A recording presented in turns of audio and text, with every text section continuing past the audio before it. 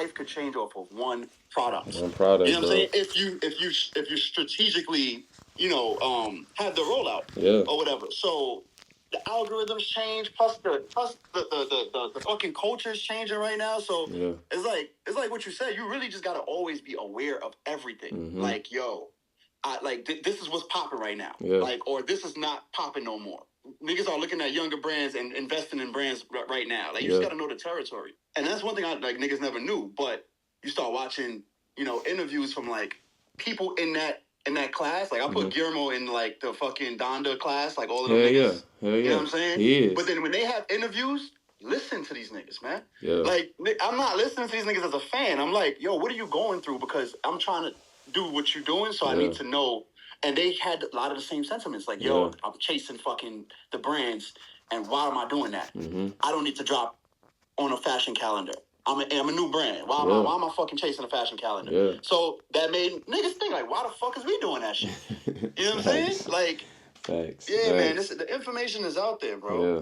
I was just telling the homie that recently, what you just said about when you watch these people, you're not watching them from a fan perspective. You watching it from an educational perspective, like. Exactly. As a creative, you kind of always want to do like multiple things. Like you want to be able to, I do this, but I also do this because you feel like things like restrict you. Yeah. But in business, like a business person would be like, yo, bro, stick to like a few things. Like keep the main thing the main thing. And bro, you them the niggas and that's why like we talked about earlier, the original conversation is that's why all the money ain't your money, because you need to bring on a nigga who you could have all the fun and do all the creative shit, but it's a nigga who keeping you in line with the business. Like, Yep. It's controlled creativity. It was a struggle, but niggas is old enough for it to like to not have that shit control like your actions. Yeah.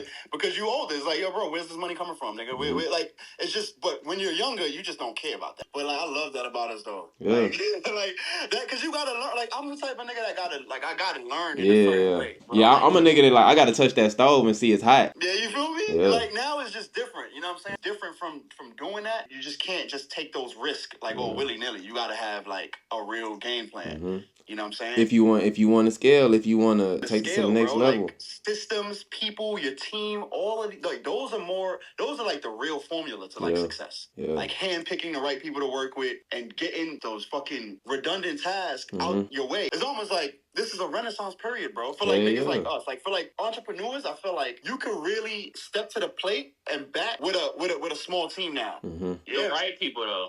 Not just anybody. Nah, you need like a couple. You need like a couple Swiss Army knives. Like you need like a couple people. Like you can't just like specialize in just one thing. You gotta be able to fucking do a few things at once. Thanks.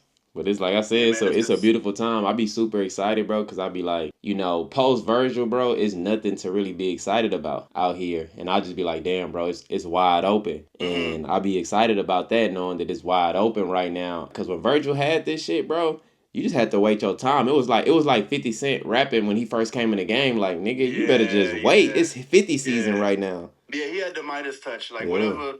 You just gotta wait. Don't even try to, like, you know what I'm saying? Yeah. And now the homie gone, it's just like, niggas is definitely optimistic for sure. Yo, what up, y'all? About to start this road trip. Quick little backstory. I got a call from the homies yesterday in Austin right now for the Tyler, the Creator, and Lil Yachty tour. They got 2 nights in Austin. Yesterday was Saturday, was the first night. Tonight, the second night in Austin. They supposed to be in Houston on Wednesday, and I'm supposed to go to that. That's what they called me about. And I was like, let me give myself more than one opportunity to be in the mix. Let me pop out, go to Austin for one of these nights, come back, do it again in the H. So yeah, that's what we doing. And I've been on some stuff lately. Let's just make quick decisions. Not a lot of thinking need to go into it. Just moving. And so we moving. We about to start this road trip. We got a 2.5 hour drive, so let's do it. Greedy, I'm still not content with M's. If I don't pay the bills, then who will?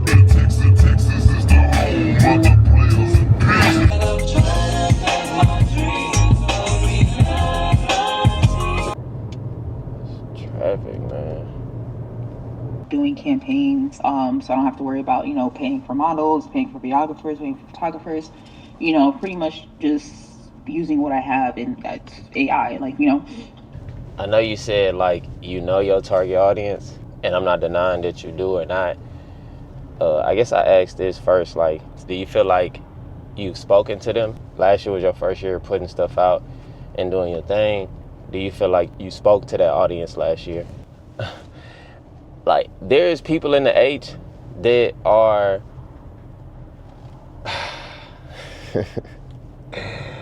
because I've been talking about this every day, and it's like, man, I get it, but people be quick to say that there isn't a market here for the stuff, right? But like, the market doesn't even know that it exists. You know what I'm saying? Like, they don't know about your shit. How could they even potentially care about your shit if they don't even know about it? They don't even know it exists. It's a difference between if like everybody knows it exists and nobody wants it. Like, nobody knows it exists. So they don't even know what's readily available for them to even partake in or get behind, support, consume, whatever. There's 100% an audience of people here. Like, people in these type of cities, these Houstons, these New Orleans. We not the first tier cities. We like the third and fourth tier cities, I believe. We the cities that are like easily influenced. All right, this is what's cool. This is what everybody else is buying. We the cities that actually have that buying power and consume it. This conversation about this shit could go on all day, but it's an audience here for this for sure, 100%. We about, how far am I? I'm less than an hour, I'm like 40 minutes away. People who had the whip before me ain't fill it up with gas, so I gotta stop and get gas, but let's make it quick so I could get back on this road.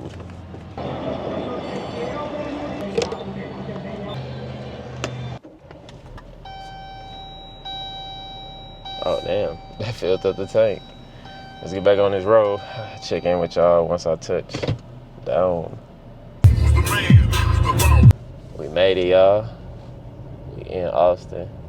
Just pulled up. First stop we gotta make. If you ever come to Austin, this gotta be your first stop right here. I'm about to show you. This gotta be your first stop if you ever come to Austin. I know people watch my YouTube in Paris and all these other places. If y'all ever come to the States, you ever passing through Texas, Austin, you gotta come to Aisle 5. If you be on the shoes and you looking for kicks, they gonna have them brand new. They don't do like the resale, they don't do used shoes, none of that. They gonna have that brand new for you.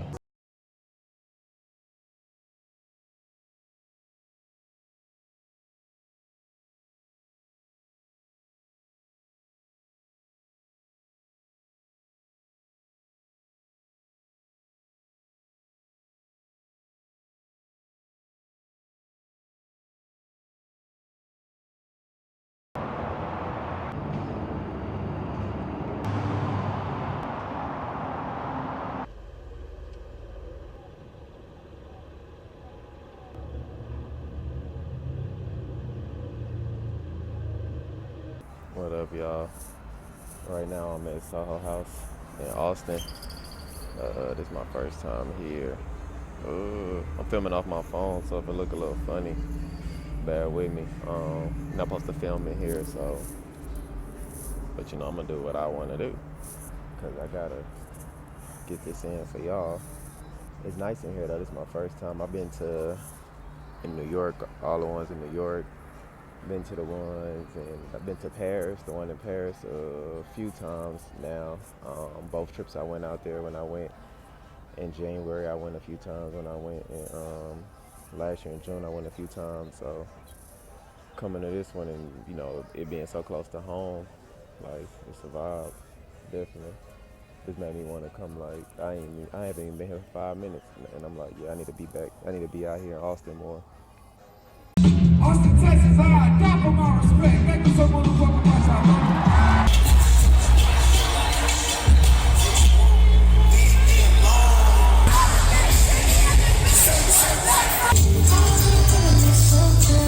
Baby, if it's only tell me, am I saying too much?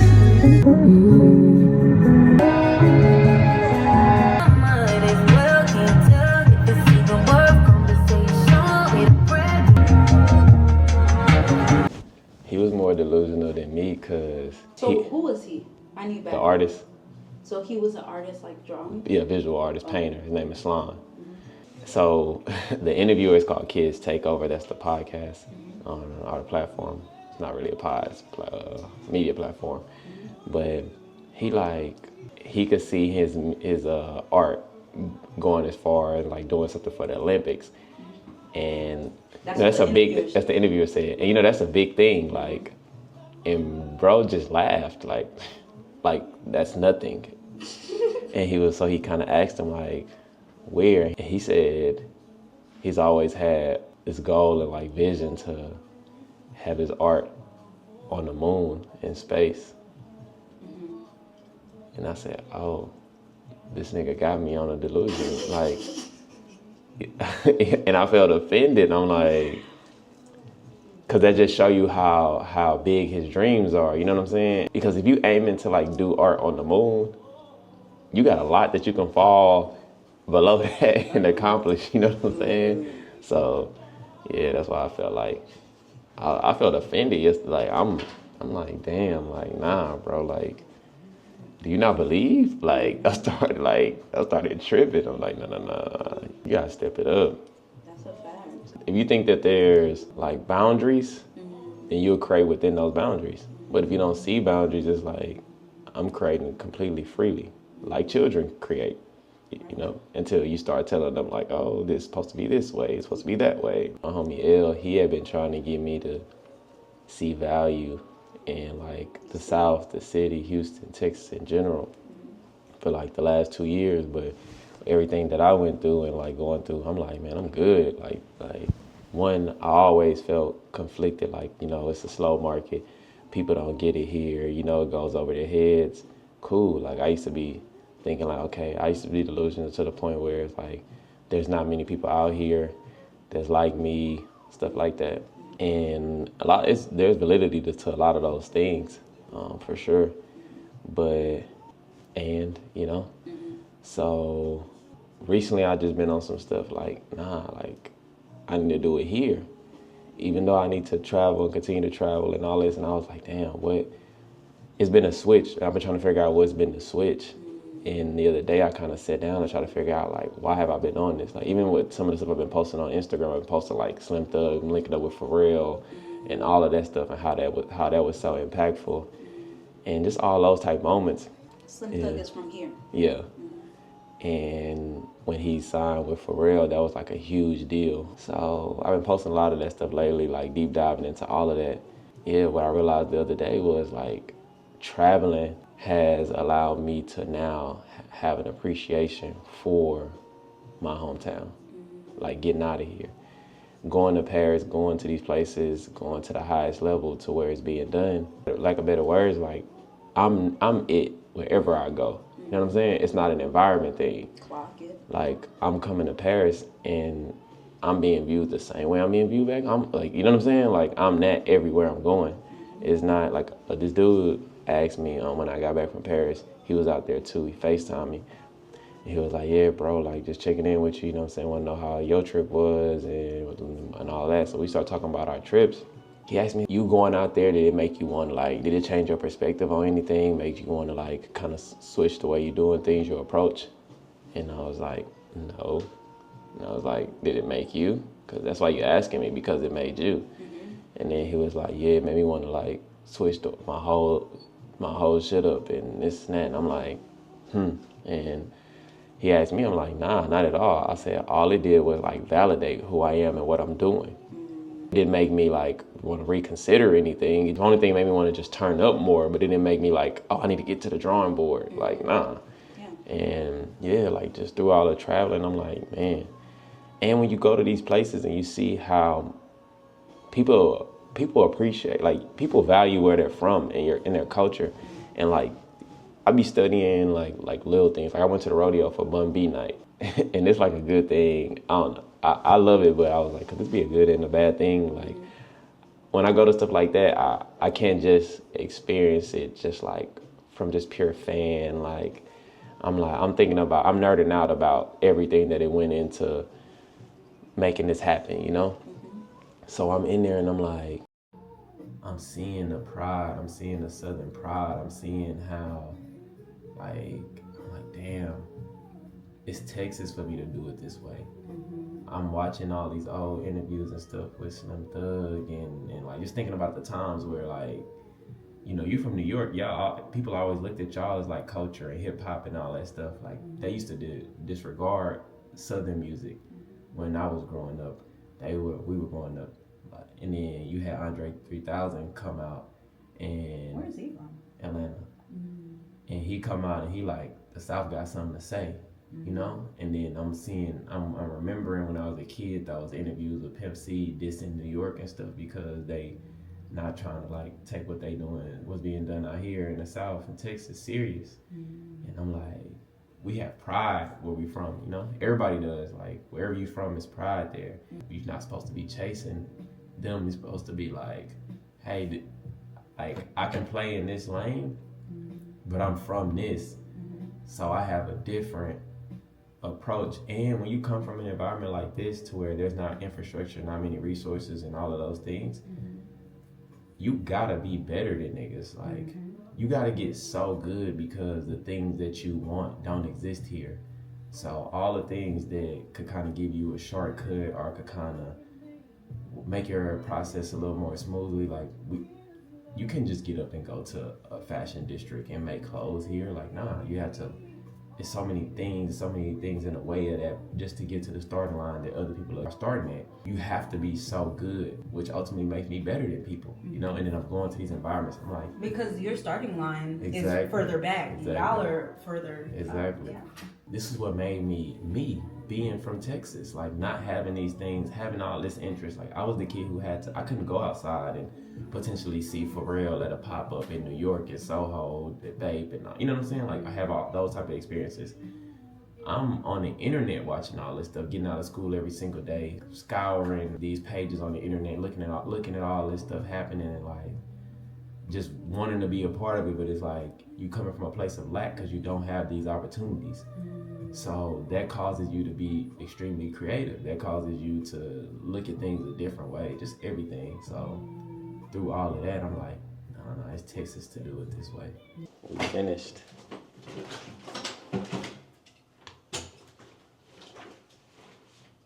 This was a great conversation, Huey. I feel edified. That's good. Put your head back. Back to me.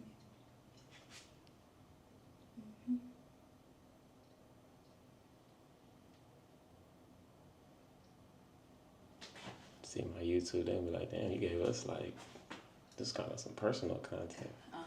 Thank you so much. I appreciate you. I appreciate you. Appreciate you for getting me in.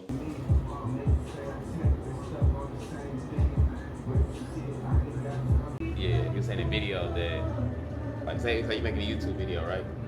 And the moment you start talking, like YouTube, like when you start speaking English, how you lose a huge portion of your audience or your potential audience, people that's watching, because the world don't speak English. Usually my videos that are performing the best have been like not speaking at all.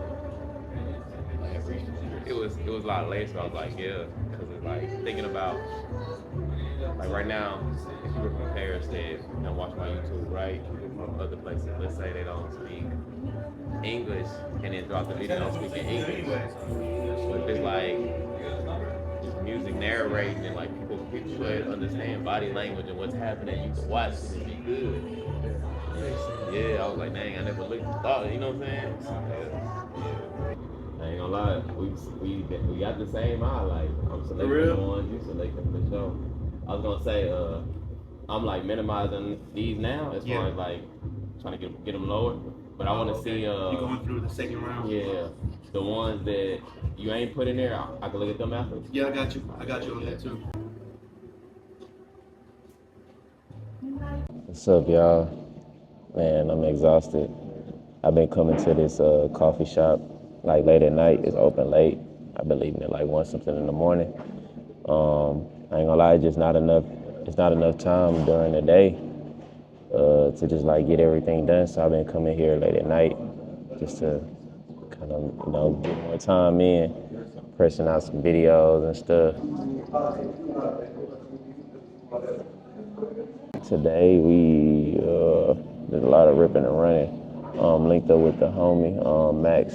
He shot the campaign photos and everything for the new release for No One's Ordinary. So we just pulled up on him and like went through the photos, selected what we like, some beautiful stuff. Can't wait for y'all to see that. And I ain't gonna lie, I wanted to go to bed, but I was like, man, I need to get these videos and stuff edited so I could post and all of that. So I was like, man, let me come up here and sit down for about 3 hours, lock in for a little bit. But I wanted to come on here. I feel like I've been filming stuff, but I ain't been like chopping it up with y'all. I kind of just been going in and out of like little stuff, filming here and there. And I'm like, all right, let me like put some context to all of this stuff. But yeah.